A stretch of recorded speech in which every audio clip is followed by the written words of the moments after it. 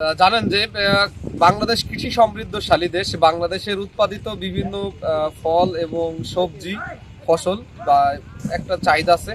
তো আসলে মানুষের কাছে সবচেয়ে অন্যতম সবজির মধ্যে অন্যতম হচ্ছে ফুলকপি। সেই ফুলকপিটা অর্থাৎ প্রথম পর্যায়ে যখন ফুলকপি বাজারে শুরু হয় তখন কিন্তু পার কেজি ছিল 50 থেকে 60 টাকা কেজি। আর এখন কিন্তু একেবারে 2 থেকে 3 টাকা পিস।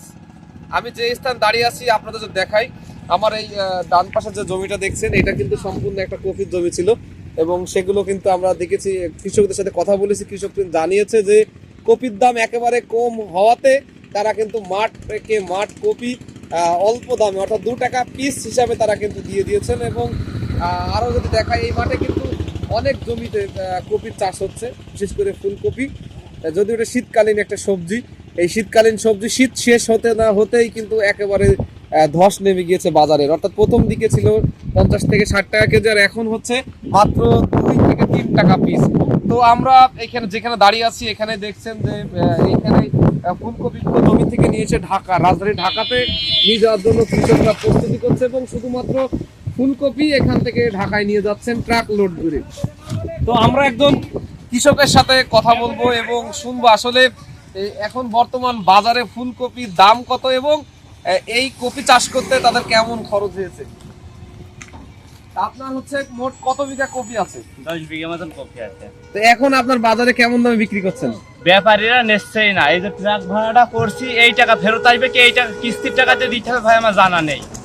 এখন ক্ষেত করছি সরাই খাবে বইছে, এটা ভুট্টা লাগাবো এই জন্যই ভাই মূলত এই একটা আপনি চিন্তা করেন, একটা কপি বিক্রি আছে 2 টাকা পিস আর আমার চারা 3 টাকা পিস ভুইতে লাগানো, লেবার দিয়ে এবং বীজ দিয়ে চারা 2 টাকা কিনা, লেবার দিয়ে চয়েস দিয়ে আমার 3 টাকা পার পিস প্রকৃতি খরচ শুধু চারা বেলায়।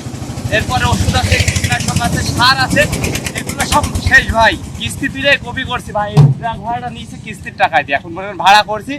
যদি কপি বিক্রি হয় তাহলে আমি ট্রাক ভাড়া দিতে পারবো না ভাই, এলাকা ছেড়ে আমার দৌড় মারতে হবে, তাছাড়া আমার কোনো উপায় নেই ভাই। আপনার কপি আছে মোট কত বিঘা? আমার 10 বিঘে কপি আছে ভাই, কিস্তির টাকা দিয়ে করেছি ভাই। কিস্তির লোক বাড়ি এসে ডিসেম্বরে বসে আছে ভাই, এই কপি দেখে বলছি ভাই দাম আছে বিক্রি হবে। এখন ভাই কপাল, ব্যাপারীদের বলছি 2 টাকা পিস দাও, তাও নিচ্ছে না ভাই, বলছে তোমার কপি তুমি হেসে দিয়ে কাটো ভাই। এখন গলায় দড়ি দেওয়া ছাড়া কোনো উপায় নেই, কপি চাষ করার গলায় দড়ি দেওয়া সমান ভাই।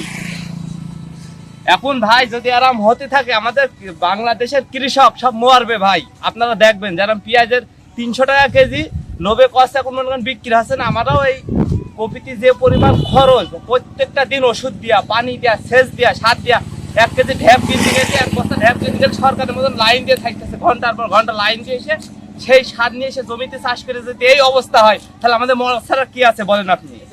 আজকে যে কথাটা বলছি কম কষ্টে বলছি না ভাই, এই দেখেন এই লেবার গুলো টাকা দিতে হবে না, পাল কিনে খাবে, সে টাকাটা পর্যন্ত আমার কাছে নেই। 1 বিঘি কপি চাষ করতে এত কেমন খরচ হয়?